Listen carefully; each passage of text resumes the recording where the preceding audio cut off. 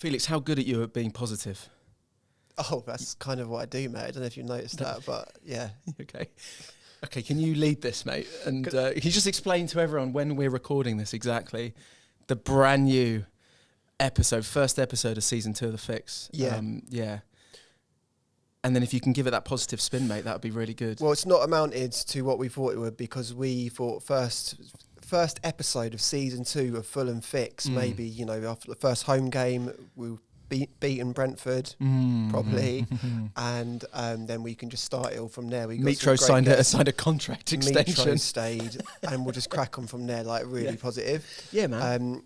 The most optimistic news I can give you at the moment is on. I've just walked from the Johnny Haynes, where I have seen Bobby, they're called over Reed, give a young girl his shirt. That's nice. Which was and he ran the length of the pitch to do it. Okay, that's so nice. That's the only sort of really heartwarming good news I have to offer you. People listening to this or watching will know, but we've just been beaten 3-0 by Brentford. Mitro is off. Yeah. And still no texting on Fulham Pets, or no, mate. I tell you what. No, like, we're gonna talk good news right now. Come on. I have a lot of Fulham Pets to read out for you, and I might even have an exclusive Steed sighting. Brilliant. Okay. All right. Dude, can we just get into? Can we do the Brentford game first? I feel like Let's I do want the to do a Brentford. little bit of that, because it has just happened. A lot happened in the game. It wasn't. You know. It wasn't a quiet one. No. And I feel like we were toe-to-toe for pretty much most of that game. You know, they were 1-0 up at half-time, and I think deserved maybe. Like I said, it was pretty even. Yeah. And then I think it all changed second half. Penalty shout, red card for Ream, second yellow, I think. Although I believe it was a bit soft. I've been told. I've not seen it back, but it was quite a soft yellow. It's incredibly soft. Is it? Yeah, he hardly, because I was in the press bit with the benefit of the replays. Yes. There, and he sort of leans on him. And gets a yellow for that. And then the referee almost gives a penalty, and then without sort of thinking about it, gives him a second. It's almost one of those where he gives him yellow and realises it's a second yellow, and then has to send him off. And then it's almost a little bit like, oh wow, you can almost see the referee being like, oh, actually that's quite harsh for what's just happened, but he can't stop the chain of events. From where I was, I thought that Tim had said something, because there was so nothing in it. Really? That he must have booked him for something that wasn't that. But he looked as sort of nonplussed. And Tim's not the sort of guy that says something either. Like he's exactly. If he's going to say something to the ref, it's going to be, you know, let's sit down and have a discussion about this, because I'm not sure that was the right call, as opposed to, you know, in your face referee, Mitro style. And we can say that now because he's gone. But, you know, kind of, you know, in your face, you know, the thing that sort of gets you an 8 match ban. God, that was the end of Mitro's legacy, wasn't it? Well, it was. Yeah. Oh, but anyway, so that happens, and the game's sort of dead, isn't it? Then 10 men and 2-0. Yeah, ends up being absolutely, 3-0. exactly. And then, and weirdly, I think we played really quite well with 10 men as a positive. We made some changes. Yeah. We brought on Willian. Nice to see Polinia back playing as well. Yeah. Bassi came on, and and I think Traoré, we actually saw a bit of Traoré. Bit of Traoré, yeah. Absolutely. I mean, he is just all muscle. Unit, yeah. Just really is. And I think we played really quite well. And it's one of those things where, you know, we're on the front foot attacking as much as possible, trying to get a goal back, and we're so exposed at the back, and that's just how it goes. And so I think the 3-0 flatters them, and I like to think that was a blip in, 1 win out of 2. Yeah. We maybe didn't deserve quite to get beat 3-0 there, but then maybe we didn't deserve to beat Everton maybe last week as well. Yeah. So it's kind of evened itself out. It has. 3 points. Luckily, City and Arsenal next, so another 6 points in the bag. Do you know what I was thinking actually was interesting? Because obviously there's no Willian, no Mitro, no Polinia in the starting 11. Yeah. And for the first sort of half an hour, we almost went 1-0 up. Easter in the first 10 minutes, should have probably scored. But looking at the team, I thought it was quite interesting and sort of heartwarming in a way, because I felt like, Harrison Reed, Kenny Tetty, Bobby, these all look feeling like senior players now a little bit. Yeah. It felt like they were starting to get ownership of a side. So it was sad that it kind of unfolded that way, because I felt like for the first half an hour, you were almost watching an evolution of those players that have been in the slipstream. Do you know what I mean? Becoming sort of frontline senior Fulham players. So that would be really interesting to see how that unfolds over the rest of the season. I mean, let's not forget, like you said, there was some really nice football in that first half, and we did look strong, missing some key players. And so I think there are some positives. I think it's just Brentford, isn't it? Losing to Brentford. I hate Brentford. Sorry. This is why we need your positivity, man. You know what's really funny, I always forget at Fulham, is that you don't realise when you're in the Hammersmith end, is that you can't really hear from the Putney away end and Hammersmith end.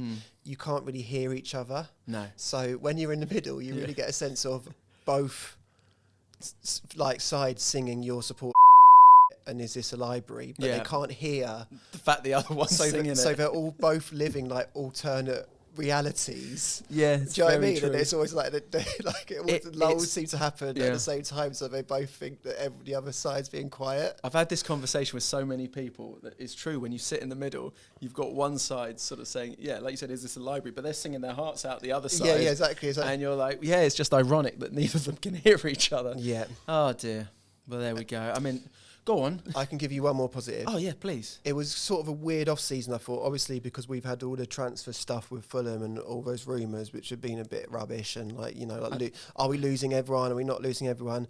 So it was quite nice to be back because, to be honest with you, I felt like it was slightly early to come back. Like, I wasn't quite ready for the season to start again. I think we ended a bit late because of the World Cup. Yeah. But coming back here and just, watching a proper high quality game of football, swell and contract, and then just getting locked in with all the discipline it takes to play at this level, it did make me click back I'm buzzing for this actually. I actually normally I have that feeling for a week up till I was going. I didn't really feel it until I was in here. You know what I mean? Yeah, of course. Yeah. So that's as much as I got. Positivity. Look around the room. Anyone else got anything else they could share? Any positive bits? No, I've got something positive to share. I think I know what you're going to say. We have got an all-time Fulham legend on the show to start season 2. Yeah, one of the greats. In probably the greatest era in modern history of Fulham Football Club. He ran the show in centre midfield.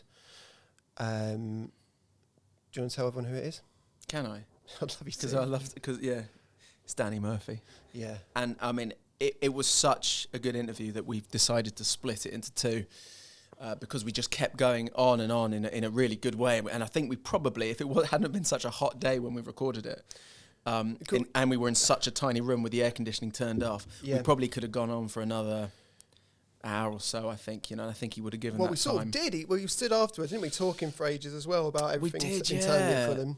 We did. We stayed in the room and kept talking. We just had the doors open that time, just to air it a little bit. What are your reflections of spending time with Danny? Was he exactly as you imagined him to be, or? Yeah, he's like super intelligent, smart. The way he played, definitely. Do you know what I mean? Yeah. His stories, obviously a lot of people, you watch him on Match of the Day or you hear him on TalkSport. He's a good storyteller. He is, and his memory for these moments, they're really good. I don't know, they're really, and he does, and I find especially, this is probably the most transported I've been doing the podcast so far.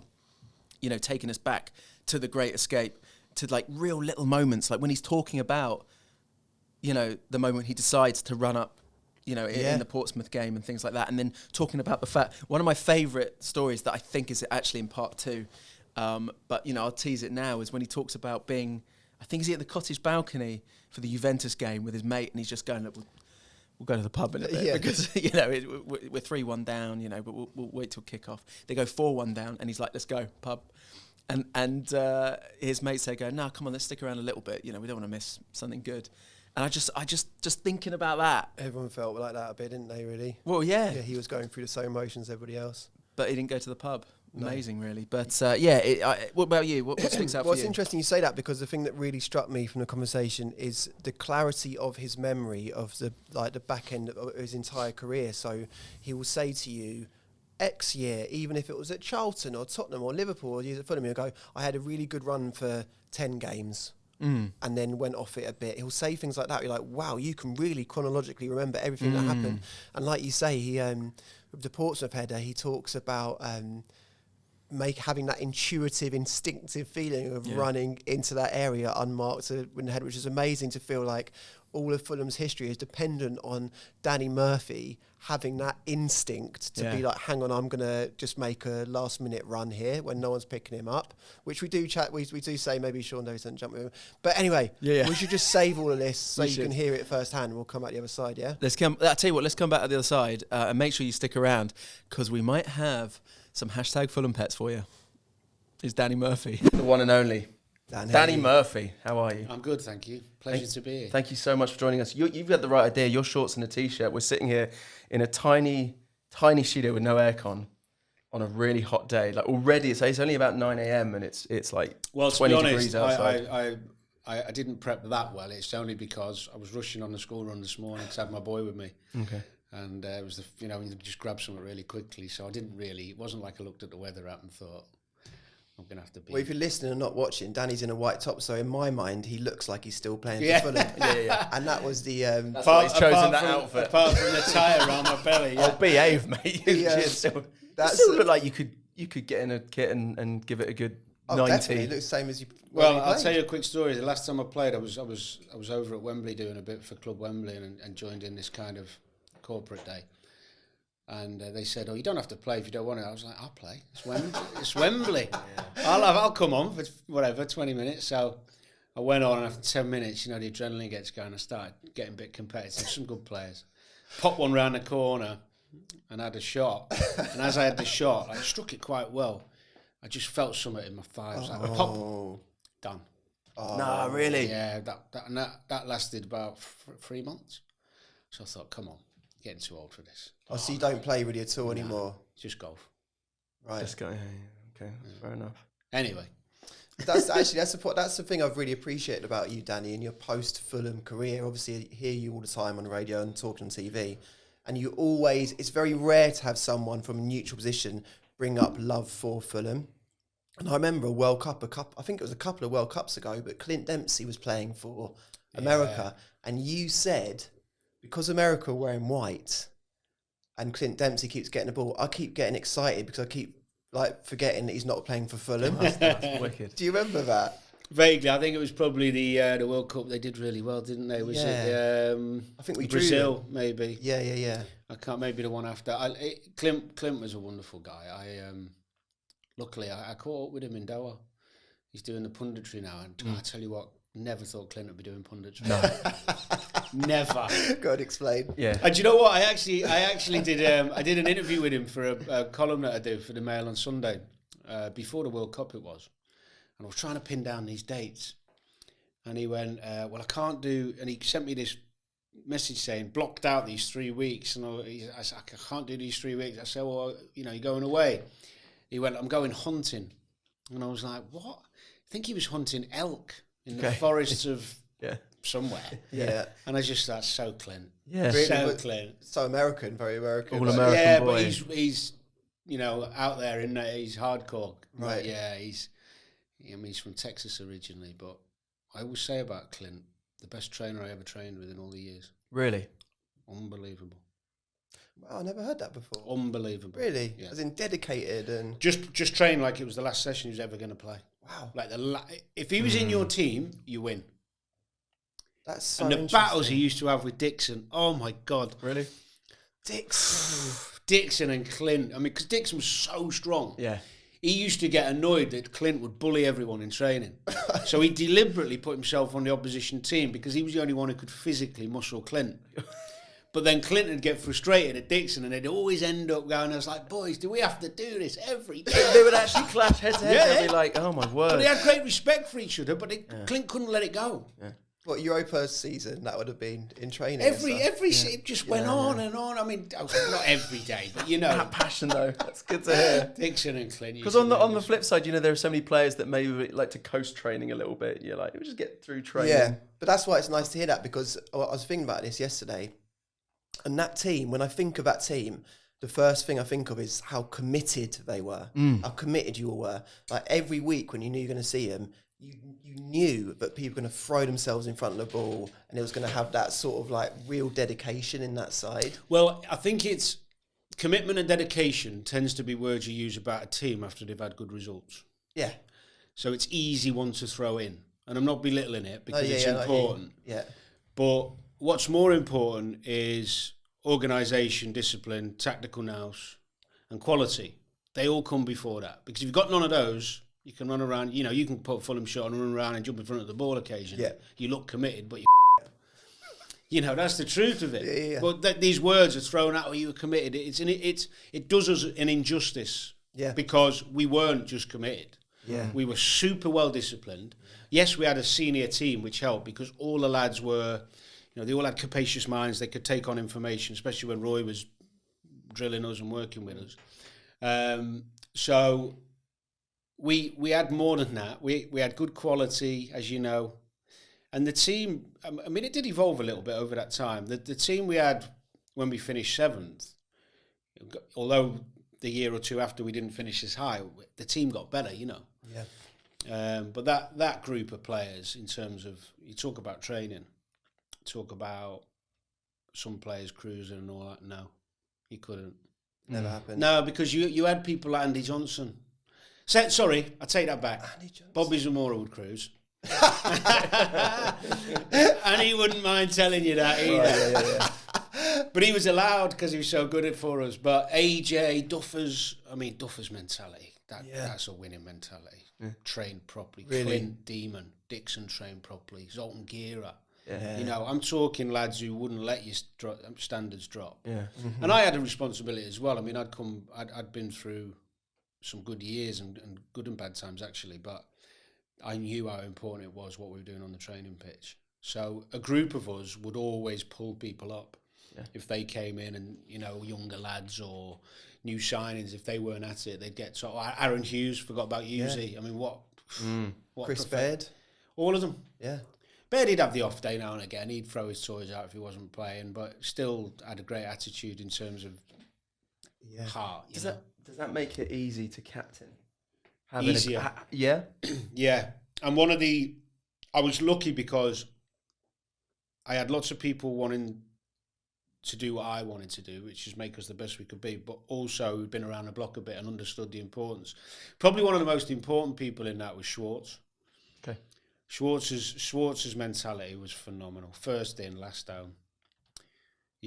Always looking to give people advice, kick people up the backside. He had this care for other players, I'd say. That's not easy to do. My role as captain forced me to take more of an interest in others because I never used to care. Most footballers are intrinsically selfish, including me. Am I playing? Am I happy? Are things going well for me? When's my next contract? Blah, blah, blah. Yeah.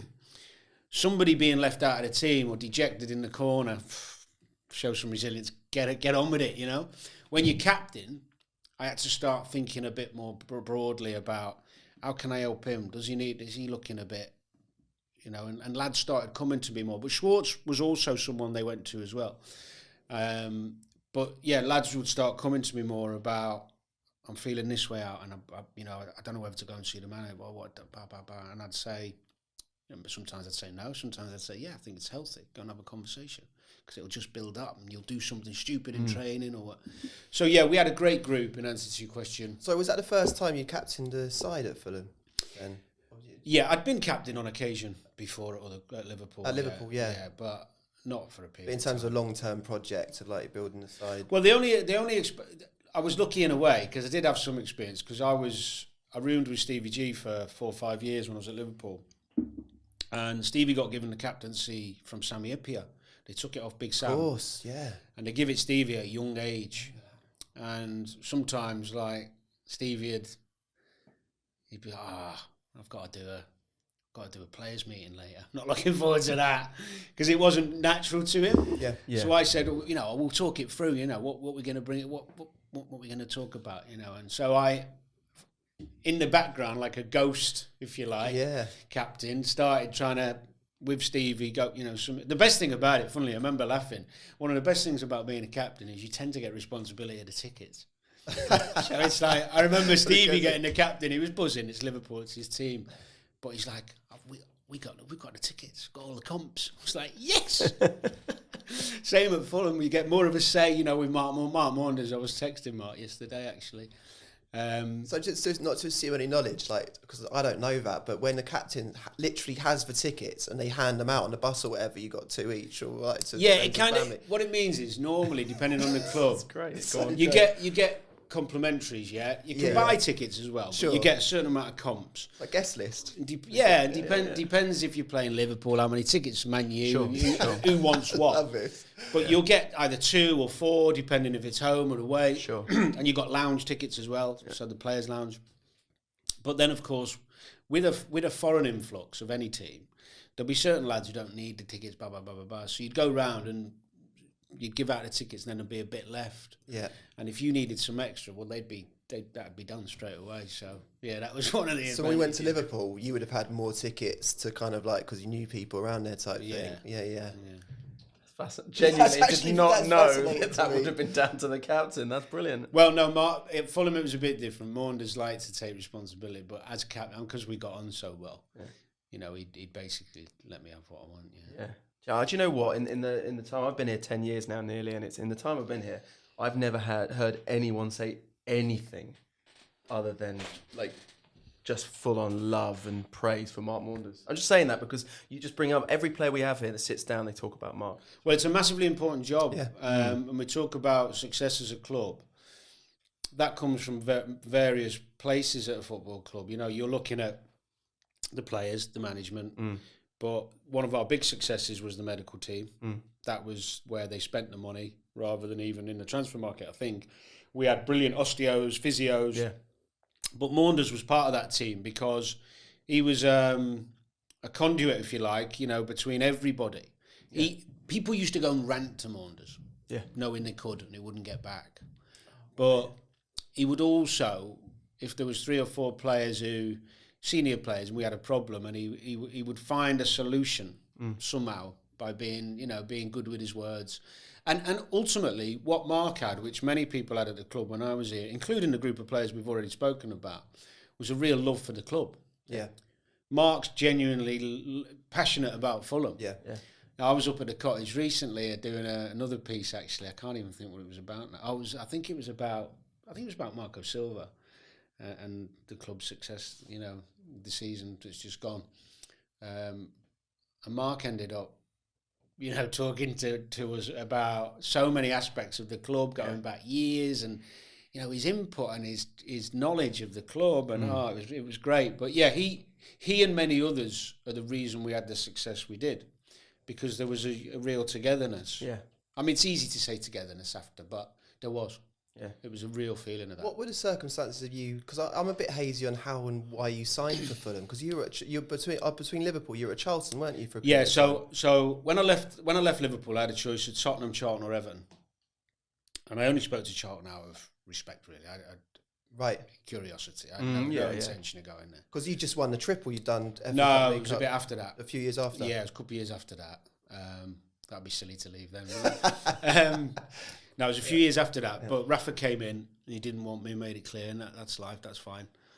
It's been well documented, but yeah. I chose Charlton in the end, but mainly because Curbs and the chairman made me feel very important, and I just fancied being ego kicked in, king of the castle, Yeah. Big fish and all that. Anyway, ended up at Tottenham 18 months later. I had a great 8 months at Charlton, really enjoyed it actually. Fell out near the end with Curbs, stupidly, but we're fine now. Was that, do you mind me asking, the falling out, was it 50-50? Or do you feel like looking back no. with a bit of hindsight yourself? No, that was Curbs. Okay. Yeah, no, that wasn't 50-50 at all. Would Alan Kirbishley say something different? I don't know. No, okay, you think it's fair? Yeah, I think he knew.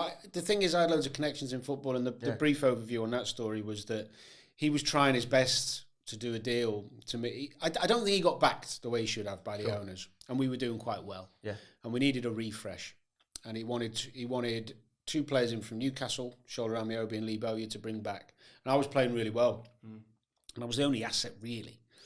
And Souness was at Newcastle, and he basically he was trying to do 2 for 1. Yeah, wheel and deal. I didn't want to do it really, but he didn't know I knew. but I did because I know Suey. Yeah. So I've gone in, pulled him on it. He's denied it. Okay. Next thing, I'm out of the team, training with the kids. Right. Okay. That's the simplified version. Yeah. It wasn't quite that simple. We had work, he didn't want to admit it. I probably didn't, could have been a bit better in the way I dealt with it. But anyway, I ended up with the kids for a little while. And then just right near the end, Tottenham came in. Because ironically, I'd had 2 really good games against Tottenham that season for Charlton. So they'd clocked it, taken note. So, and they were cruising for Champions League spaces at the time. That was the season we messed it up at West Ham on the last day. Yeah. And they came in late doors, and Curbs was like, "You're not going," and I was like, "I am." And then the agent and the chairman got involved, and we used our brains, and I left. But then I went to Tottenham, and things didn't go as well for various reasons. But jumping forward to the Fulham move, at Tottenham, my dad got terminally ill,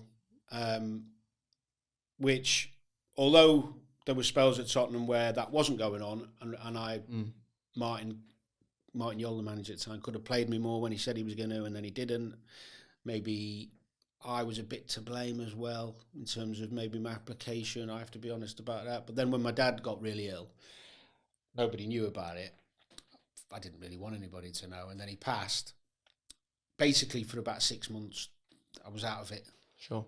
When I say out of it, I went back training and blah, blah, blah. But your head's not. Yeah. Which is totally understandable. Yeah. But I don't think I gave that enough importance. And it's looking back, I thought it was fine to play and blah, blah. So some of it was Martin, some of it was me, and it didn't quite materialise. I played one good spell I had, 10, 12 games. And the rest of it was a bit of a... So at the end of that season, bringing us up to the Fulham thing, I was struggling for a club because my agent was speaking to clubs and I was still under contract. So I wasn't on a free. And they were basically saying, well, where's he been? What's going on? Because people speculate. Is there injury? Is there some problems? Could be drink, drugs, psychology, whatever. And so I said, no, feel free to tell them what's happened. Like I didn't keep it a secret to try and prevent myself from having a career. It's just, and anyway, so amazingly, we were struggling a bit because, I say amazingly as in, I didn't expect it to struggle. But then I spoke to Daniel Levy at Tottenham, who was amazing, brilliant guy. I really like Daniel. And he said, look, you've been through a lot, good guy, it's not worked out. We won't ask a fee. Really? Yeah. Because it's vague, isn't it? Here, how you came here? Was it a signing? Was it loan? Yeah. Like so Wikipedia says, took over your contract. Yes. So he said you can go. Really? Yeah. And I was like, oh my God, so then I had some options. Okay. But this was all happening near the end of the window, and I live in Surrey anyway. Yeah. In Kingswood. Well, I was living in Kingswood at the time, so I had 2 options really: Birmingham and Fulham. Okay. Lawrie Sanchez called me. My agent called me first, then Lawrie. And then I went online and I was like, "Where's the Fulham training ground?" And it was like the closest. Yeah. And you're like, and actually, was Fulham, that it then? Done. But not just that. I know. No, Fulham was a club I always liked. I mean, I knew Chris Coleman, Steve Keane, and I liked. I mean, I spoke to them actually just after I'd signed for Charlton. We had a joke about it because they said, "Oh, you should have come here to Fulham." Blah blah blah. And came here. I saw the squad, some good players. They had Simon Davis, Stephen Davis. I think Smerton was here. Jimmy was still here, injured at the time. Brian McBride. Yeah. They'd signed Healy. They had enough. It looked like it's still. There's enough there, and it's a challenge for me. I want to get playing again. And then when I got here, couple of games in, a few weeks in, I realised that it was going to be a problem because I think Lawrie, to be fair to him, I think he thought I was more of a ball-winning, tenacious midfielder. He hadn't really done his own work than a footballer. Right. And I remember one of the first games, I went to get it off whoever was right back, lost it in front of the dugout. And he comes screaming on, saying, if you go and get it off the back 4 again, you're coming off. And I thought, we've got a problem. Oh, so you just come deep just to get the ball Yeah. and play type thing? And do you know what, right? To be fair, the lads, they were all on the same page. We can't play like this. We're going down. And to be fair, the lads, this is the good attitude they had. We still tried to do what he wanted. Yeah. You know, we tried. Even though you know it's not working. I'll tell you a great story. We, even though it wasn't working, the lads tried. Because that's the manager. There's an old school mentality that I think is right. The manager's the manager. You do what he asks, and you try your best. If it means winning seconds and flying into tackles, that's what you try and do. Yeah. Sure. But we didn't have the personnel to do it. But we've gone to United. I think. You know what? I shouldn't laugh, but I think we had Chef Kikuchi up top on his own or something. Right. I mean, come on. You actually done all right on the night, but. Yeah, see, even you're laughing. Yes. So we've gone United. We've set up. I think I was given a job on Scholes, which was an hard one. They had Ronaldo playing. They had everyone. Yeah. So we've got done 2-0. Okay. Could have been 20. Right. And we've come in. We've come in after the game. Yeah. And Lawrie starts. He's having a pop, and he's saying, you know, do any of you know what it's like? You know, you've got to show up, you've got to stand up when you come to places like this. And obviously he played for Wimbledon, hadn't he? And we didn't know at the time, but Wimbledon had been at Old Trafford and won. Right. And apparently he got the winner.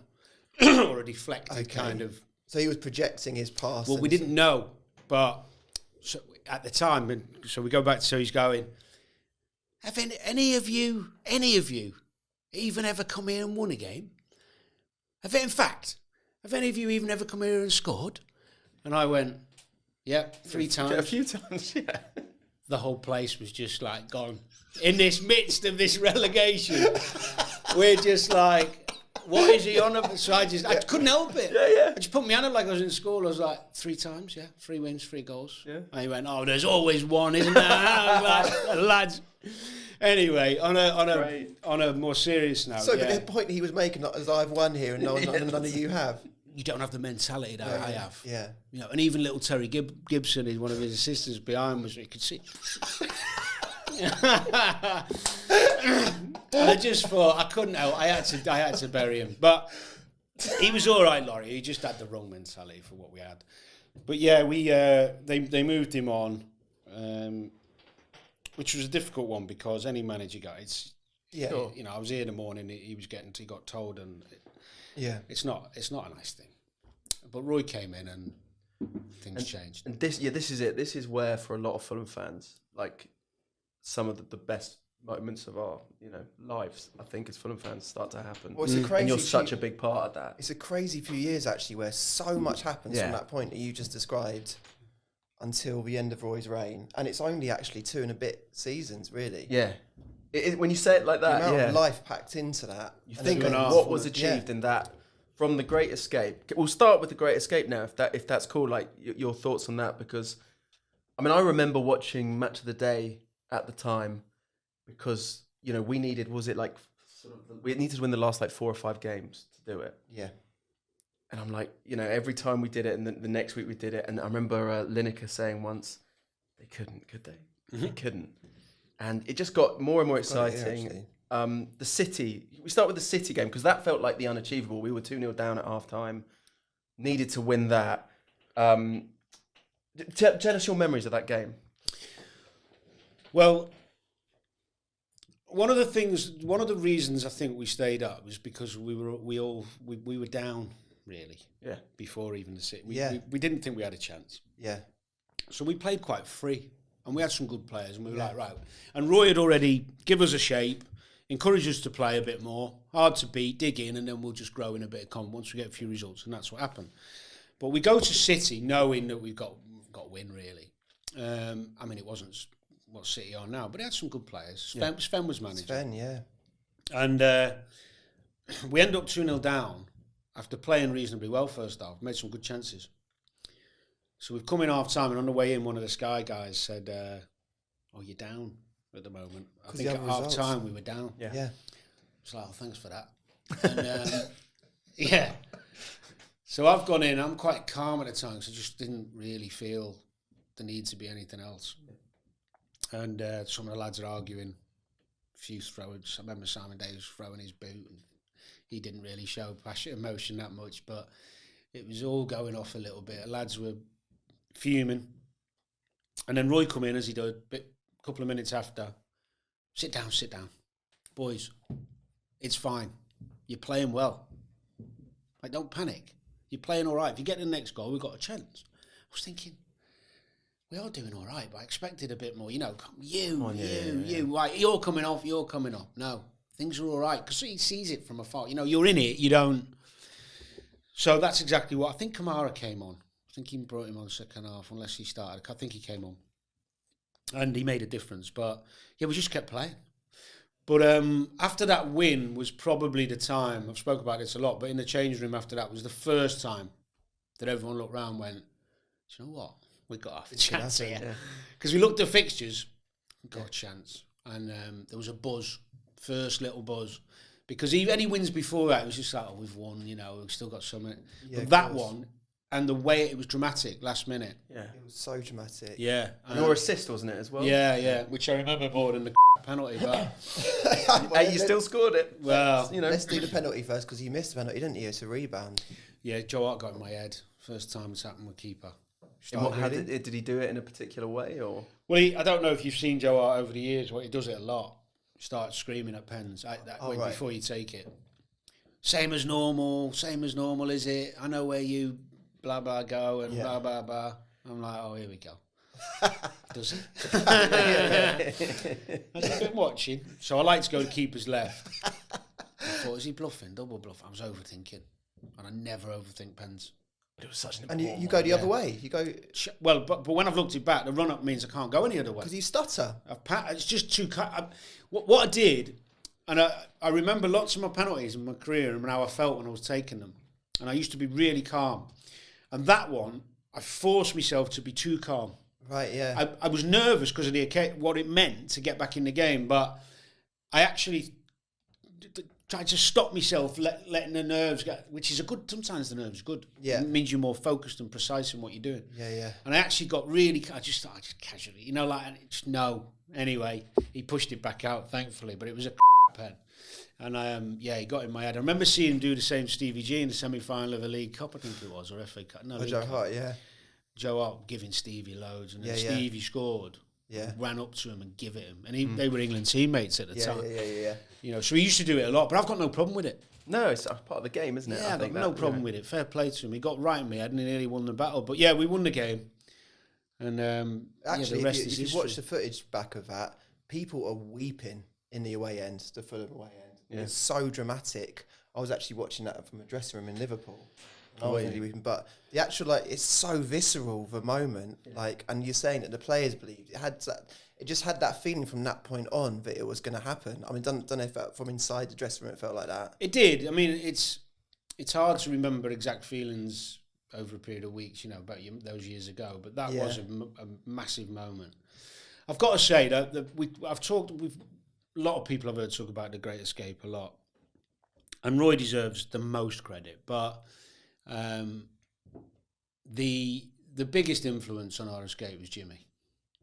Oh, really? I'm so glad you brought Jimmy up. Brian made a big difference because he gave us a focal point. Yeah, sure. Without Jimmy, we'd have been done.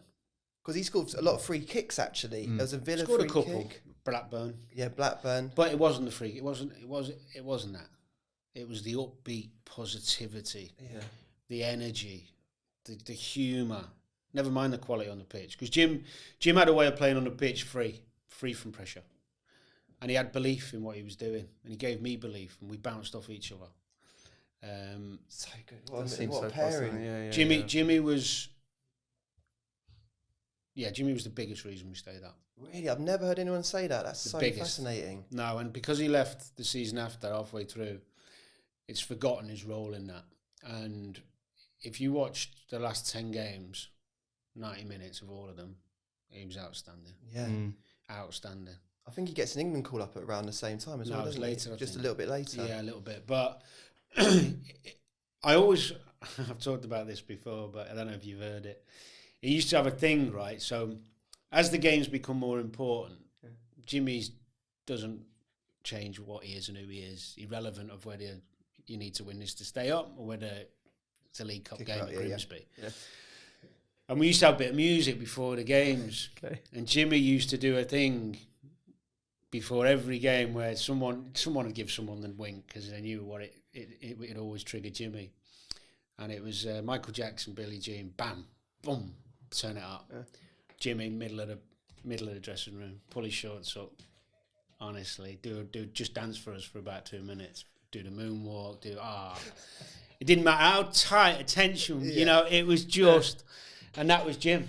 Yeah. But his quality, Jimmy actually, in all the players. I mean, I've played a lot of really talented players, technically as good as anyone. Yeah, should have been a top 4 player if he had more discipline.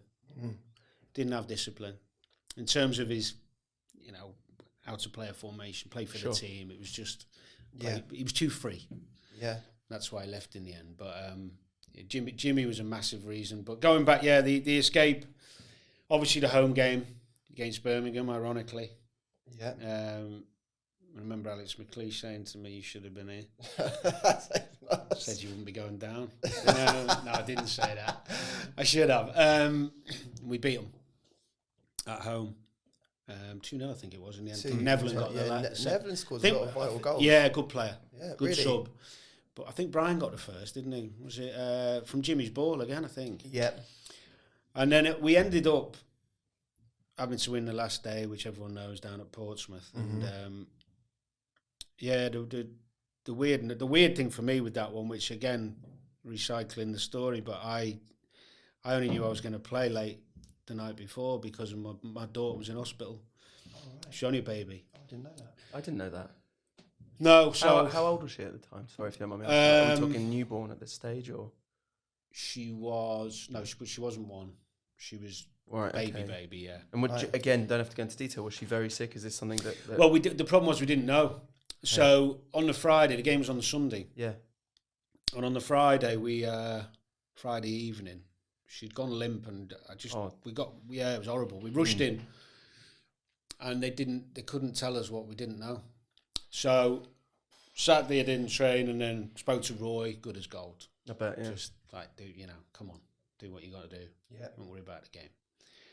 But of course I wanted to play, but I was, I was all over the place at the time. And as the Saturday went on, there was some positive signs, but not really enough to give us definitive, Yeah. And then by Saturday tea time evening, she picked up. And although they didn't actually nail it down to anything other than some sort of virus, she'd responded, and she was off whatever machine, or I can't remember, the ventilator, whatever it was, and taking fluids in, and she was. So I was like, oh, yeah, God, I can imagine. So then, obviously, I got down there to play the next day, and in a way, I think it probably helped, in a weird way. Because I didn't spend the 2 days before thinking, oh, my God, this is a massive game. What am I going to do? What team are they going to play? Something bigger was happening. Yeah. But you know what? I think the resilience of the team that day was just the same as it had been weeks before. We didn't change anything. It would have been easy to chase the game, but we didn't because they were a good side. Yeah. And they actually... I remember before the game thinking, when you start getting your game head on, thinking, are they going to rest a few for the cup final? The cup final, didn't they? Yeah. But they didn't. Only JMO. Defoe was playing. They were all playing. Yeah, I was like, team. Especially with Jermaine, because I know how good he was. Yeah. So I even said to him before, Jermaine, come on. But it was boiling hot day, if you remember. Boiling hot day. Yeah. Discipline, not much in it first half, tight, which is what we wanted. And then I think Nevlin came on and said, boys, got to score. And then when Jim had the free kick, I just thought, I'm going in. He always puts it on the money anyway. So sometimes you get an instinct. I used to have it all my career. Sometimes you make a run knowing it's coming. And I wasn't supposed to be in there, but at that point, there was no, no logic. It's an unusual place to find yourself, actually, isn't it? Well, not back in the day, but my position was to ring the box. If it come out, then I got a strike away. But I just sometimes can't really explain it. You just know. Just know. And when I made the run, I knew. And actually, the pace on the ball made the header really easy. Yeah. I say easy, I've missed some headers in my time. I have, honestly. But that, he just had to let it hit. Didn't have to bam. Yeah. And then do you know what? Thank God there wasn't VAR back then. Can you imagine? Yeah. That moment, that's why I hate VAR. Yeah. That is a great example why I hate VAR. Having to wait and... A magic moment like that, you take it away. Of course, totally. Take it away. But yeah, it was onside anyway, thankfully. But yeah, and then we had the... Well, mythically, before you go on, there's a lot of talk about that moment because no one jumps with you. And there's a photo in the hall here at Motspur where you're jumping, it's like framed, and Sean Davis is looking on at you. Who's obviously been, who's obviously a Fulham legend as well. Yeah, I know, Sean. Is he supposed to be picking you up? Secondly, loaded question, do you think he wants Fulham to stay up in the back of his mind? I don't think anyone was picking me up because they wouldn't have ever seen me going in. Right, yeah, because not, yeah. And whether they were doing zonal or man-to-man, I don't know. But, maybe he did let me go. I'll have to ask him. I had a little story, and I'm trying to remember if I dreamt this or not. But I was chatting with Sean, and it was either yourself or another player said during that moment, "Why are you marking so tightly? These are your boys. This is Fulham. Why would you? You're nothing to play for, you guys." That. Well, they did. That's and he says he backed off a little bit. Come on. See, I don't know. Again, I might have dreamt that. Well, I'm going to double check. I'll message. I suppose I'll speak to him because that's weird. Because I tell you what, if I'm playing in that Portsmouth team and I've got a cup final next week, I don't want to be losing my man on a free kick and saying, what, I'll play someone else if you're not going to do the job. Right, yeah, that's true. So, and actually, I remember the run. I came from deep late, so nobody could have been marking. No one was actually, The more realistic and obvious story is it's boiling hot. Yeah. They're playing for nothing. Yeah. They're not switched on. Yeah. And they're not that bothered. Yeah. Yeah. That's the reality. Yeah. But they give it a go after we scored, to be fair. You know, and I remember defending a corner in injury time. I think Aaron Hughes got up, best header I've ever seen. And we did it. It was relief. You know what? I look back sometimes and there's great pictures of celebrations and all that, but it's relief. It's not joy of, you're not achieving something by staying. Well, you are, but it's not what you want to be achieved. Sure. Yeah. You know, it's actually a celebration of failure. Yeah.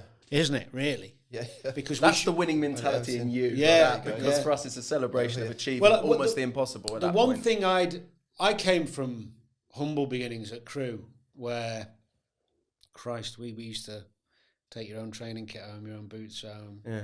Food after the training would be soup and bread, in a little hut.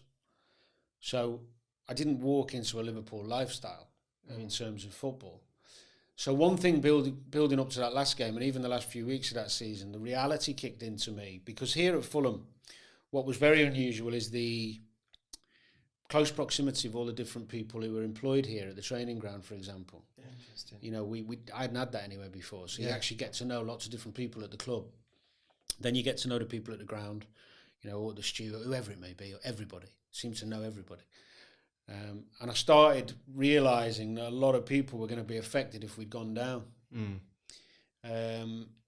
Now, my professionalism or my desire on the day wouldn't have changed, of course, whether it affected somebody or not, because you want to win. But I really felt afterwards the importance of us staying up. It's when I spoke to people here and at the club and at the ground who might not have had a job if we'd have gone down. Yeah. That's when it kicked into me of how important it was. And then, of course, the next step was how we progressed and not put ourselves in that position again. Yeah. Which you didn't. I mean, which literally, we then found ourselves achieving new highs that, we could only ever dream of. In terms of that point on, Danny, did you ever have consciously in your head that you had any kind of point to prove to anyone? You talk about how you went to Charlton because it felt like you were a big fish after Liverpool thing. Did you ever feel like, I'm getting a second shot at this? You know what I mean? To prove. Well, I'd felt like up until the point, although it was, as I said, it wasn't a success by staying up. It felt like, okay, I've now got a platform. Yeah, exactly. Yeah. To start something else because I'd not been settled anywhere properly since Liverpool. And in effect, I've not had any real success anywhere. I had a great year at Charlton, actually, where I'd won some nice awards and it's talked about nicely, but not any prolonged success. So I was feeling really positive. And funnily enough, my love for Roy is well documented, and we got on great, and he made me captain. But when he pulled me in about a new contract, I was just signed another year, actually. That's all I did, which is what I'd been told and what I expected. Maybe I should have asked for more, considering I just saved the club God knows how much. But anyway, he said to me, look, I want you to be captain, but I can't guarantee you're going to play. I said, what? So he said, well, I've got Jimmy here. You and Jimmy have been great, but I can't play you both together. From a physical point of view in the Premier League, I'm going to have to bring someone in who's, I said, well, okay, as I'm thinking about it. So what you're saying is you'll play Jim ahead of me from a creative point of view. And he said, yeah, that's kind of the plan. Because this is Roy, brutally honest. Yeah. So in the moment, I was like, God, it's not much thanks, is it? But it's the reality of football. Yeah. So I said, well, okay. I said, I'll take that, Campbell. I said, because I'll end up playing ahead of whoever you bring in. Nice. I said, and I'll probably end up playing ahead of Jim because I'm more reliable. Did you say that in the moment? Yeah. I said, I'll end up playing anyway. And what did he He say? went, you may be right, yeah, maybe true. Yeah. And I was like, fine, okay, I'll take the armband and then I'll get the contract sorted and I'll sign it. Do you think he wanted to hear that as well? Do you think that's the sort of reaction he'd want from a player like you? That's what he wanted to hear. I think he didn't want the confrontation of me going, that's a load of and giving him a problem because he knew I was a strong character. Yeah. So he definitely wanted me on board, but I think he was wary of telling me when he told me. Sure. But then after that, we were good as gold. He tried to bring in someone. He mentioned a name to me, and for the life of me, I was thinking about it this morning on the way in, and I can't think who it was, but it was so above Fulham Station. Like, oh, really? So when he said to me, I kind of giggled and I went, oh yeah, good luck. Okay. And he ends up getting Dixon. Okay. Who, by the way, did a great job for us. And I had a great partnership with Dix. Yeah. And he was my legs and my physical, he helped me a lot. But actually, the first half of that next season, when Dix was injured and me and Jimmy kept playing together, we were flying, me and Jim. Yeah. Because what people don't understand in the middle of a football pitch sometimes is, yes, physicality helps. But if you've got two players really courageous, want to get on the ball all the time, can really play, you don't go far wrong. People forget that.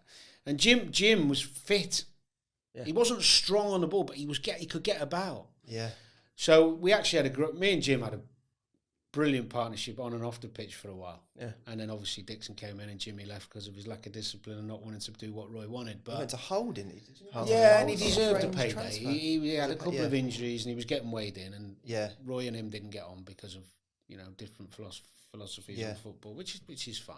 Yeah. But so sorry, just to go back. Yeah. So from that moment, Roy and I, it worked. Do you think, I was just going to ask, do you think there was a part of you, obviously a few years previous, Rafa had said, I'm not sure, type thing, and then Roy's having a similar-ish conversation, obviously different situations at different clubs, but do you think there's a part of you is like, actually, I'm going to rewrite that wrong in some ways, in saying I'm going to stay here and prove? You know what I mean? Yeah, I do know what you mean. The difference was Rafa wasn't, I'm not sure, Rafa was, you're not for me, done. Right. Roy was much more, I really like you. Sure. And I want you here. Yeah, so it's a very different conversation. I'm not going to sit here and say you're going to play every week. Yeah. And that was a healthy way to come, So I was like, you know what, I can live with that challenge. Yeah. So but I did, I think, looking back, have a real determination, especially after my dad had passed as well and it didn't go well at Tottenham, which I was really angry about. It was the only time I hadn't showed a set of supporters what I was capable of. Charlton fans had seen the best of me, for a year. Liverpool fans had seen my 2 or 3 years best part when I had my best spell there. Over the years I was there. Crew fans had seen it. Tottenham fans are the only ones who'd seen a few glimmers, but not, and I was frustrated. So Spurs. Yeah. Exactly, yeah. So not me, though. Yeah. And I thought, you know what, daughter was young, son was soon going to be on the way, was settled in the area. Yeah. It was a good club, good lads. I knew a couple of them anyway. I was like, come on, now it's time. And I was living the right way. I was in a good place mentally. I actually had belief back that what I was and what I wasn't. And the other thing was that Roy, thank God, wanted to play a way that was perfect for me at that stage. Because if he'd have wanted to be expensive, high energy, high press, and, it wouldn't have worked for me. We were compact, calm, low block, if you like. I don't know where that word come from, but I'm starting to use it. Anyway, and I had legs around me. I had Dixon, even Jim had legs. We had Simon Davis, Clint, Duffers came in, Gira, they could all run.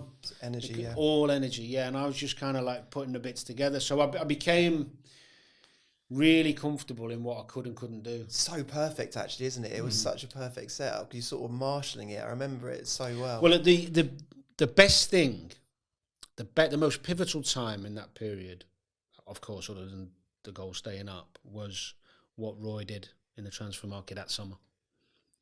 That was Schwarzer, yes, AJ, Bobby. Yeah. I'm missing one or two there. I think Gira might have come in then, or did he come a bit? Gira was there, yeah. And there was maybe one other. I think Duffers came a bit later, didn't he? I think he came a bit later. Yeah. So, outstanding signings of great mentality, but quality as well. Yeah. And they made a real difference. Yeah. So the Europa League run, we'll start. First one of the main games that sticks out, obviously, is the Juventus game, which you were unable to play. Injury, is that right? Suspended. And you were... And how frustrating was it for you not to be part of that game? And were you in the cottage at the time? Were you watching in the stadium? So you're in a kind of unique position where you kind of saw it from the fans' perspective, watched that whole thing unfold, because it's the stuff of legend now amongst Fulham fans. So who was playing centre midfield that day? It's Dixon and was it Chris Baird? I think it was Jonathan Greening and Baird. Dixon would have played. Yeah, Dixon and Baird. Yeah. So firstly, how was it for you having to watch a game like that? To be honest, they lost the first leg 3-1, so I wasn't bothered. Yeah, because did you think it was over at that point? Yeah, I thought we were done, and I'll tell you a real honest story. I was with a good mate of mine, and we were going the game, and we sat down in the cottage, and we were contemplating going to have a beer after, going, have a few drinks. And they scored, didn't they, first? Yeah. So I said to him, let's go. I can't watch this. So let's go. And he went, I'll give it 10 minutes. I said, let's go. We'll go uptown now. I can't, So you were ready to just leave the cottage? Yeah, because I just didn't want to see them take a back, Sure. And you could argue my job at the time would have been to go and console them after. And it's like, no, let's go. I can't watch this. Anyway, we scored. And then it started. I was like, oh my God. And you start because for me, it wasn't, again, I go back to that selfishness. If we win, I'm back in next round. Yeah. We actually can beat these. We can go on. Yeah. Belief is starting now at this point. Yeah. So, I was there as a fan. I mean, I was just absolutely gobsmacked what I was watching, and Clint's goal was just ridiculous. But that was him, a scorer of brilliant goals. I know the sending off felt whatever, but it was still, Bobby's performance, bullying some experienced international players. Yeah. Conch was terrific. So many, and the great thing about that game actually is when you talk about the people playing who don't normally play, whether Bairdy played centre mid or whoever, Jonathan Greening had it. I'll go back even further. That season we had just come back from injury. Basel away, or Bal. Cold. Their home record is ridiculous in Europe, by the way. In fact, I'll take you back even further. We went there with Liverpool. Last day of the group stage is Champions League. We had to win to go through. We were 3-0 down at half time. Really? We drew 3-3. So we've gone there with Fulham. Yeah. And I remember on the evening, the best player on the pitch was Bjorn Riise. Okay. Now this is the collectiveness that we had. Yeah. Some of the players who aren't remembered. Yeah. He was brilliant that night and set up Bobby for 2 goals, and we beat him to go through because we had to win. And that was down to Roy's coaching. That was down to Roy's coaching and Roy's ability to keep people on board and communicate with players who weren't playing. But he knew his job. He played on the right, and his 2 crosses for Bob. I might have that wrong. Definitely 1 cross, brilliant cross. But he was the best player. And nights like that got us to the glory nights. Yeah. So the Juve one was, I didn't go into the game thinking, I'm devastated, I'm not playing. I'd played against top teams all over Europe many times, so of course I wanted to play when you get there. So, but I know what you mean, like you said. It wasn't. You're back, And then, of course, when we get through, I'm celebrating with everyone else, and then the belief starts. Yeah. And we make it, obviously, we make it all the way to... No, actually, let's touch on the semi-final first, because for me, that's probably my favourite moment, because it's... Mine too. We got to the final. At that point, we'd sort of proved we could do it. In a way, it didn't matter if we won the final, because we can make it to a final.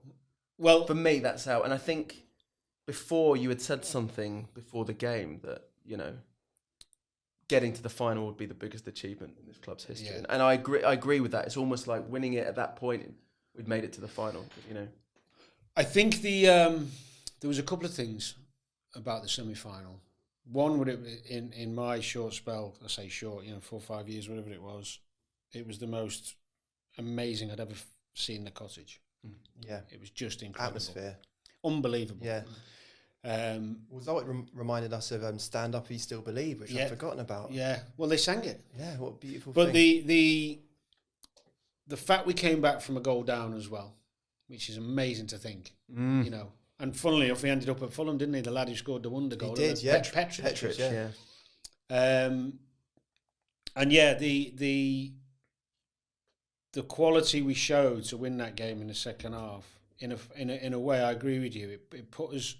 By putting us in the final, it kind of gave us notoriety, didn't it? It gave us credibility. It gave us validation for all our efforts and for all those doubters. Juve was lucky. Shakhtar should have beat you. Blah blah blah. Well, they can't all be lucky, can we? We played bloody well. Yeah. And then I remember. Oh, the other thing, I meant to say, was really ironically, the guy, Ricardo, what's forgotten his surname, forgive me, Ricardo, he was a coach at Tottenham. He was in temporary charge of Hamburg on the night. Oh, okay. They'd got rid of the manager. So he was the manager. Okay. Brilliant coach, but not a manager, but nice fella. And I was with him at Tottenham, nice fella. Yeah. And I was talking to him before the game, and I was like, how weird's this? You're in charge, and we're going to have to knock you out. And he's like, we've got a good team, I said, we played you over there, you weren't that good. And we were having a laugh and a joke about it. But he was the first to come up after, to be fair. Yeah. But I always remember him, thinking, how weird's this? We're in a semi-final in Europa League. Yeah. And the guy who's managing this team is such a lovely fella who I know. Yeah. But we got through, and then, I don't know if I've told this before, but we've gone in.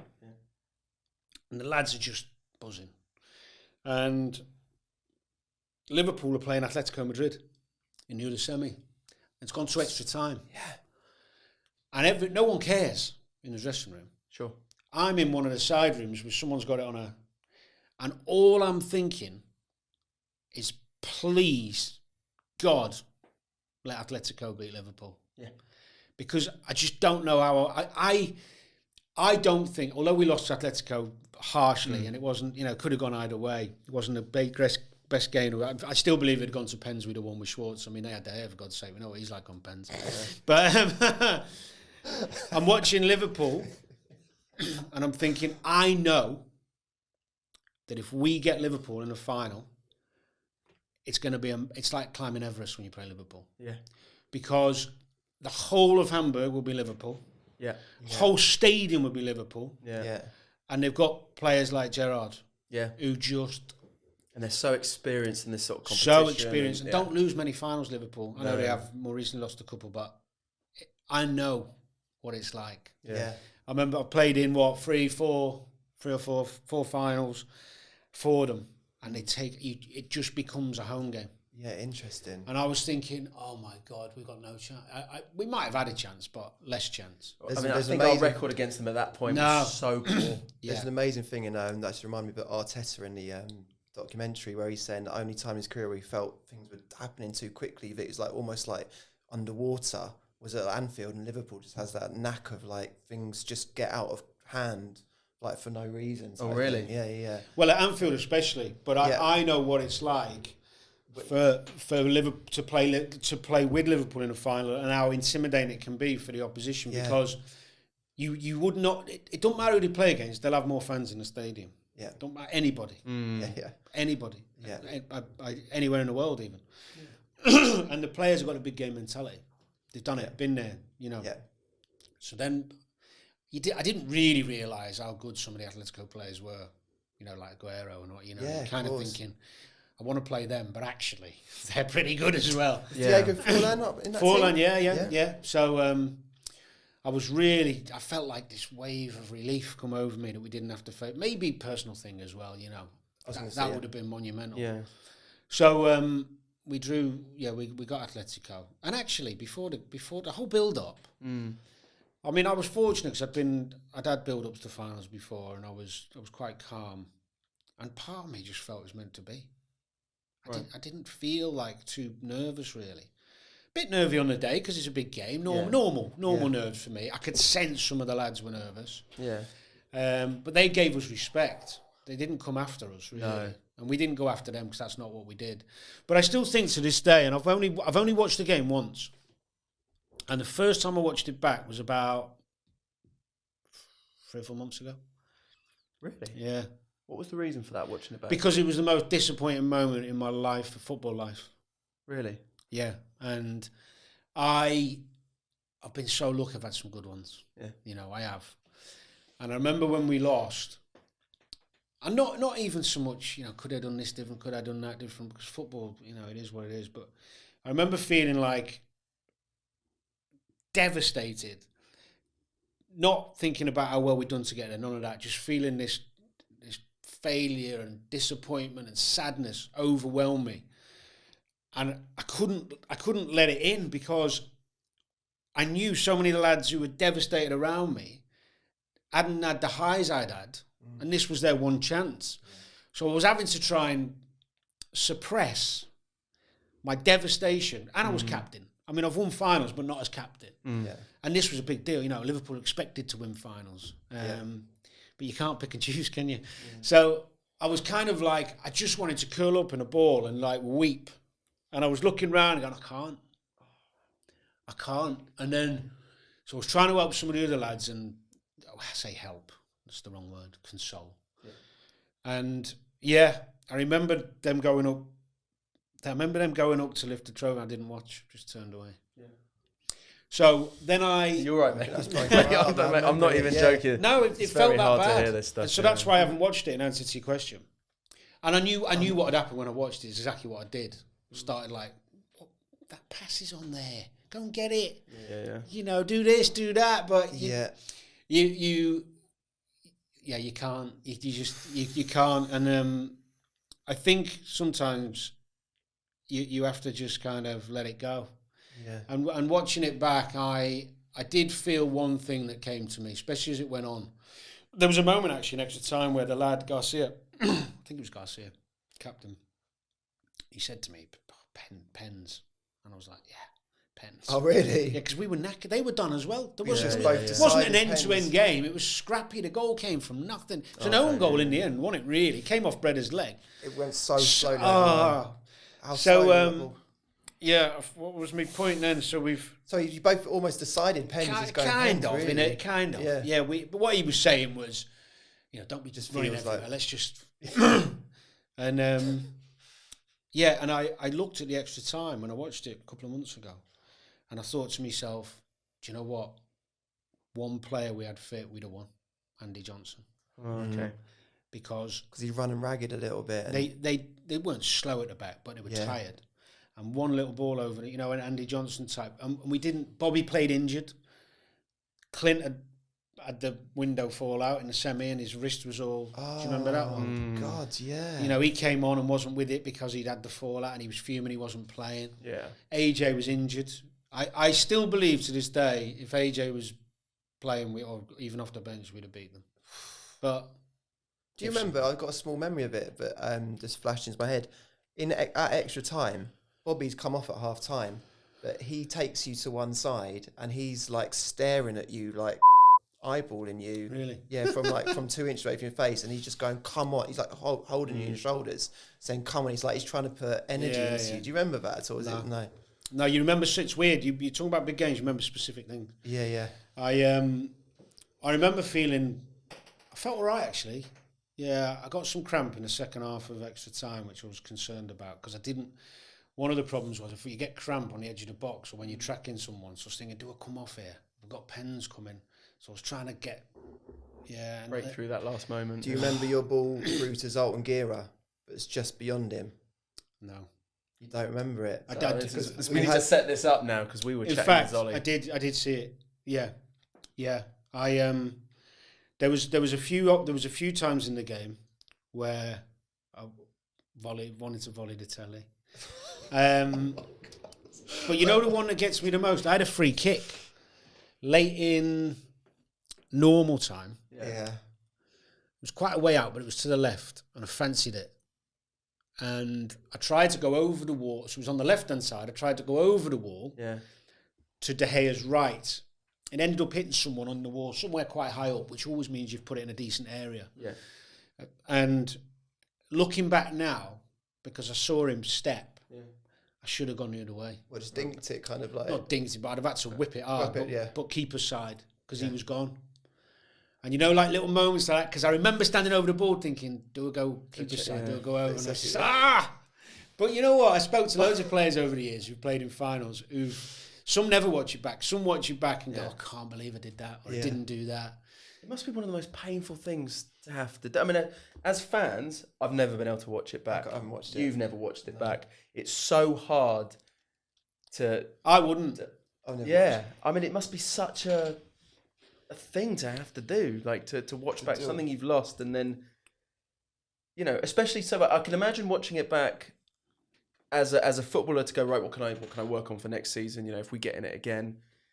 But to watch it back now, it's almost surely now you're retired, it's punishment, no? A little bit, but it's from a different place because you know, you can't change it, and the reality is there's more good than bad that's come from that run. Yeah. And that time at Fulham, it's more positive. You can't win all the games you want to win.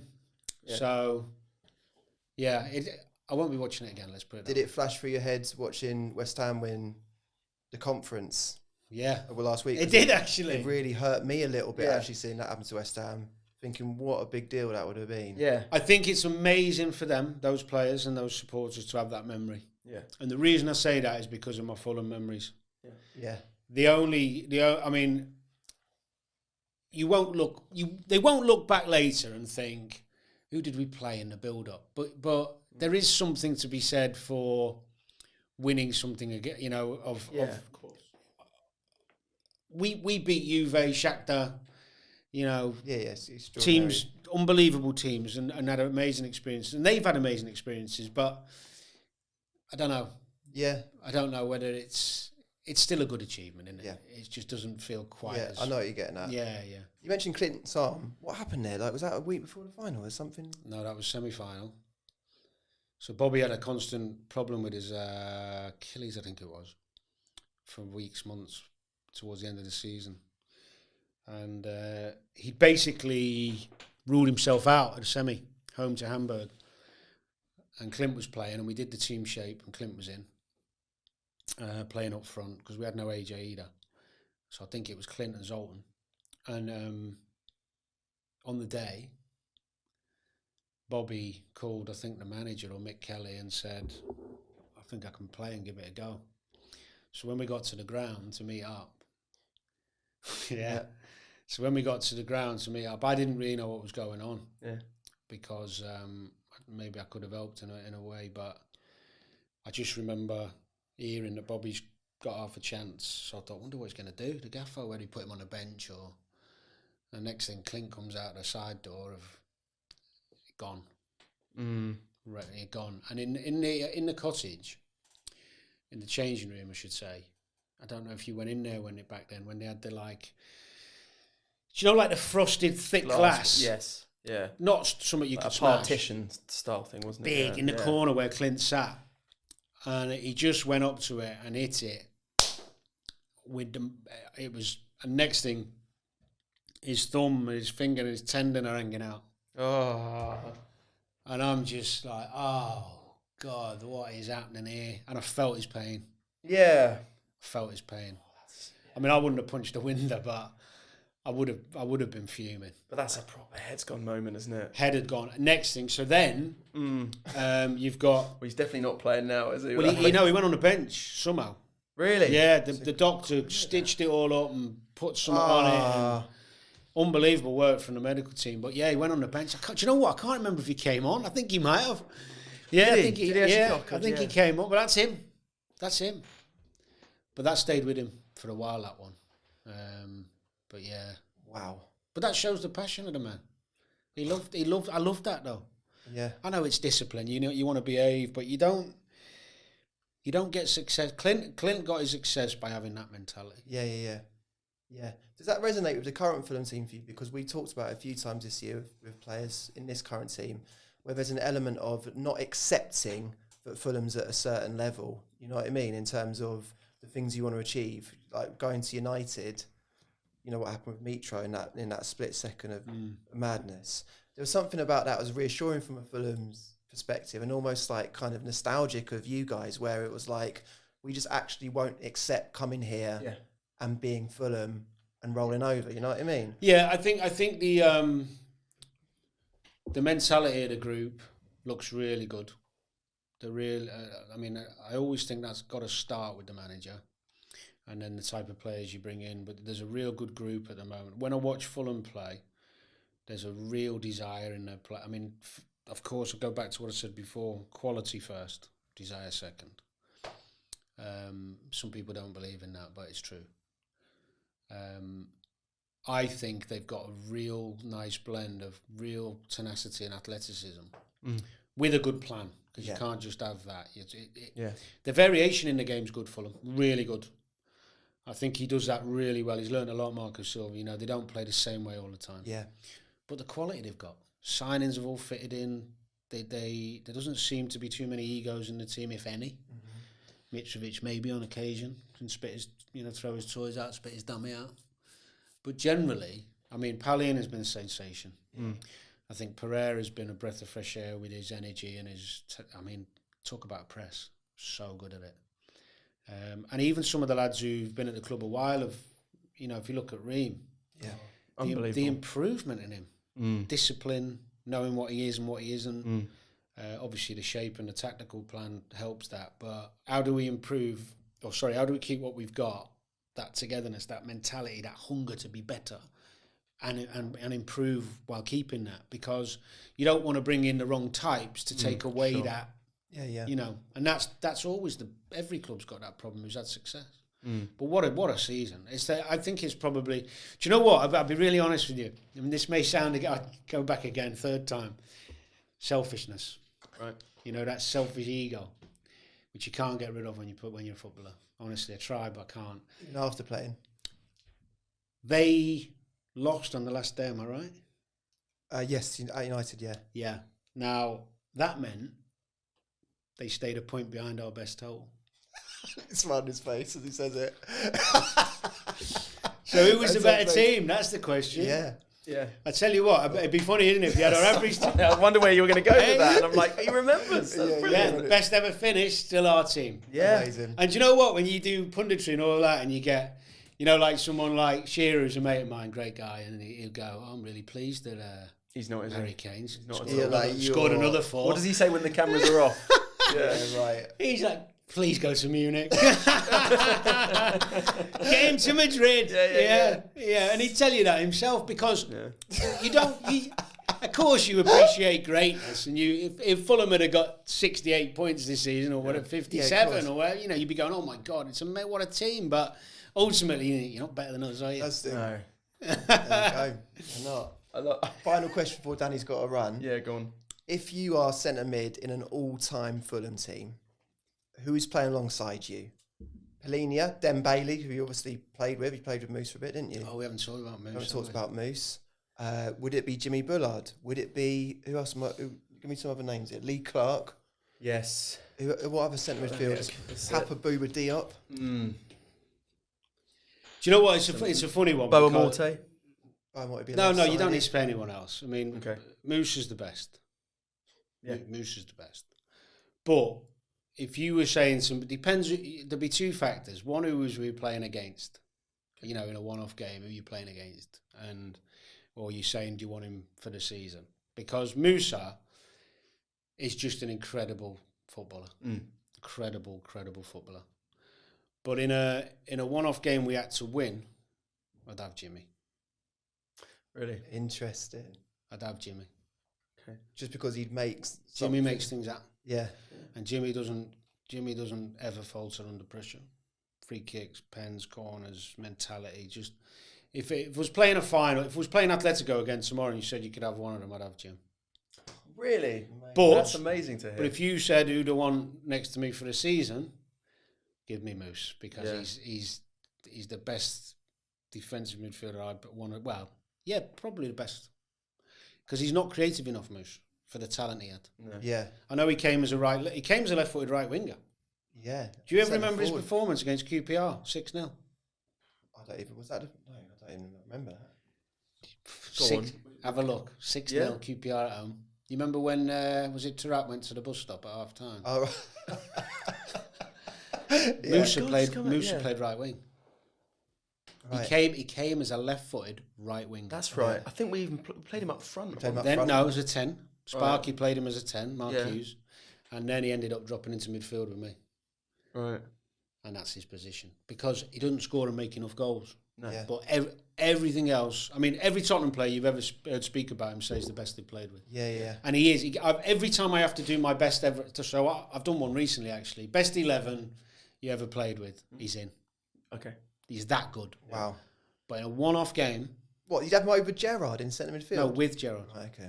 Put them all in. Yeah. No, them two. I'd have them two. Maybe, I think I did, I did those two with Dietmar Hamann sitting. Nice. I wasn't in. Got myself out. Okay, you're resting this one. But one-off game, you got to win, Jimbo. Okay. All right, I love that. Danny, thank you so much, It's been amazing, mate, honestly. No problem. Really lovely to chat. And, getting warm, isn't it, in here now? It's getting really warm. And I can imagine anyone walking in is going to go, what does this room smell like? Joe, I should also say, on behalf of all Fulham fans, everyone thinks of Danny with all the love in the world, man. Yeah, so thank you. No, I appreciate it. I really do. I've got such great memories of this place. Do you know what? Actually, I'll just say the memories are fantastic. The fans still now come up to me. Yeah. I was only disappointed really that the way I left was the fact that I didn't really get the chance to have the goodbye. We kind of did end of season. Yeah. But they didn't know I was going, that was the only... In fact, I never got it either. Never got it. The two places I felt at home, Liverpool and Fulham, I didn't get it at either one. But that's life, isn't it? Get the violin out. There we go. Danny Murphy, what a legend. Just what a fantastic player to have had him so long at the club, had so many incredible moments with him at the club. And the fact that he talks about Fulham so fondly and his memory is so kind of just the memory for these little intricate moments, you know, these sharp, innit? It's so sharp, and he transports you back. I love that, man. I loved it. I love Danny Murphy. He played for Fulham. I still can remember so many things that happened there, you know, with him on the pitch. That is behind us now, makes the hair stand up on the back of your neck, Ivan. It really does. So the fact that he remembers it as well is a very beautiful thing. And he does obviously think very fondly of Fulham, because we talked about how, like, in his broadcasting career, he does often nod to Fulham, doesn't it? And he shows his love for Fulham. Yeah, you mentioned the World Cup, and it was Dempsey, a couple of World Cups with Dempsey playing in white, which had him thinking of Fulham. And it always stayed in my head that. But it doesn't extend as far as him wanting Fulham to beat his own points tally, which I thought was extremely honest of him. I love the fact he still got that winning mentality. It's like, no, Fulham, my team, my team that I captained, is still got the most points Fulham have ever had in a Premier League season. That's mine. And I love the fact that he saw us last season, was like, You know, you played great. So great to see Fulham playing great. But you didn't beat our points tally. That's great. I love that. Yeah. I love that. Did he also say that he can't watch back the fight? He had to watch the Europa watch final once because of West Ham's final. I think something to do with that. Oh, right, yeah. And even that, watching it back, he just said it was agony watching it back. I mean, I still haven't watched it back. No. I can't look at that thing. No, none of us have. Why? I don't know anyone. Why would anyone want to watch that back? Unless you're Danny Murphy and have to talk about it in punditry in some sort of form. But even saying, you know, when he watched it back, everything just sort of, you know, kicked in again. And he's like, oh, I should be running on that one. I'm doing that, blah, blah, blah, you know. He is the man that played at this club. Like, literally, he is that man still. Exactly. You know? Yeah, that's very well put. Ivan, the thing that I want to get into, mate, is which you threw to earlier, which is because I genuinely don't know what this is. For people that listen to the first series, you will know that after we were talking about a wish list of Fulham greats at the club, we already have done Berbatov, we've done Danny Murphy, we've done Gira, we've done a number of greats, but a name that keeps popping up and people saying, like, can you speak to this guy, is Steed Malbrunck. Yeah. Now, it turns out he's not that easy to find. No. He's actually so difficult to find that no one has really found him for years, it turns out. Even Boa Morte, obviously at the club now, you won't get hold of him. Said you won't get hold of him. Yeah. And the first series of the fix ended with Ivan actually calling a French football club FC Limonest, because apparently he was still on their player list.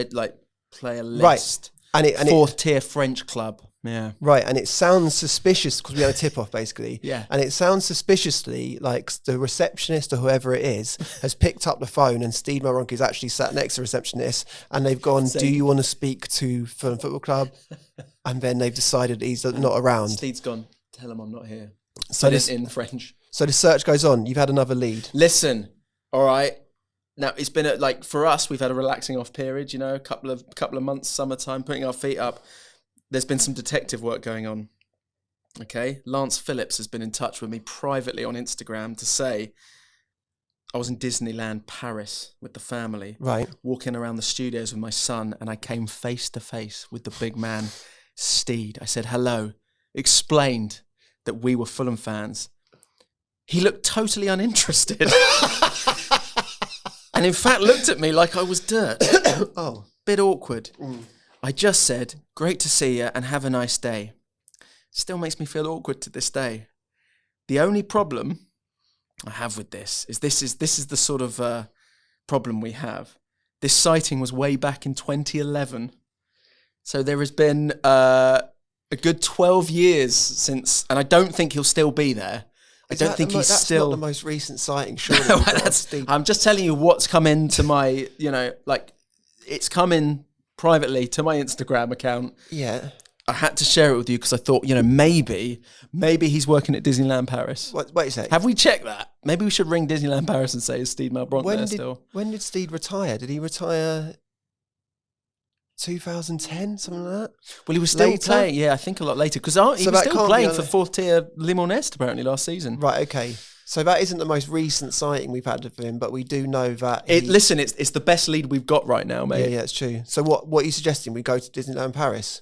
What I'm saying is the next podcast should come live from Disneyland Paris. Yeah. We need to retrace those steps and see, you know, why was he in such a bad mood? Mm-hmm. Now, I know for a fact that if I'm at Disneyland Paris with a lot of screaming kids around me, I'm not going to be the chirpiest of men in the world. Do you know what I mean? Yeah. Do you know what I mean? Yeah, that's fair. Yeah, you don't know what's going on in someone's life. It could have been not to do with that conversation. He's maybe been on a ride and he's feeling a bit queasy. Yeah. He's had a dodgy churro. Maybe it's slightly undercooked, so it's a little bit doughy. Mm-hmm. Do you know what I mean? Mm-hmm. Who knows, man? Maybe he hates Disney. You know, he's done it for the family. So I'm just saying, you know, that doesn't put me off still trying to get that man on this podcast. Well, clearly. So we've got one piece. Let's just put it like, think of True Detective. We've got a massive wall and we're staying up all night, every night. And we are putting... Can we slam a post-it? And we're putting information on that wall, right? Yeah. Okay. So far, we've just got one little post-it note that just says Disneyland Paris 2011. Yeah. That's up on a massive wall. We need to be, because like I say, we're looked up all at night. him like dirt. Yeah. Yeah. We've got information there. Yeah. We need to be getting more post-it notes on this wall to put this case together. So, do you know what? Also, he played for Spurs, didn't he, as well? Of course he did. So even better, if I'm saying at that point, I'm going, you know, Fulham, Fulham fans, if you've seen Steed, or when was the last time you saw him? Yeah, can't be playing for this club on this pitch. But likewise, Spurs fans, you never know. They might have had a sighting of him recently. In my head, the announcement now is like the tone of it is like when a kid's gone missing in a supermarket and their parents are waiting for a till.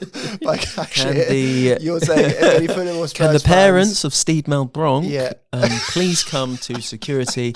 Your daughter is currently waiting for you there. Yeah, that sort of stuff. Yeah. I can do it like that. Well, there we go. Who's up next on the pod? So we said, Ivan, that we're going to have Fulham legends, which obviously have Fulham players on the pitch, but also Fulham legends extend to off the pitch as well. Yeah. And we've got one of the biggest names in terms of being a Fulham fan ever, Keith Allen. Yes. He's going to talk to us about writing some of the the most famous football songs ever written, I would say. It's up there, isn't it? Or two of the right three up there, yeah. In England, definitely.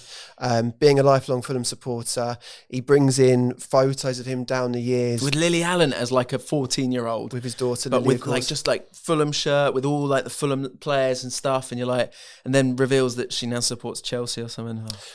There's also that incredible story about when we returned to the cottage after being at Loftus Road for a while at QPR's ground, and just I've one of the most. Memory of this. I've got no memory of this at all. I can't remember. I feel like I was here. Yeah. But it involves Mohammed Al Fayed. It involves a song. It involves Danny Dyer and some very tight shorts. It's bizarre, and I think a cigarette. It's insane, absolutely insane. So that is all to come next week. As you've just said that, I've looked over my shoulders. Doesn't the cottage look beautiful? It really does, actually. It really does. So yeah, take a moment. Leave you that thought.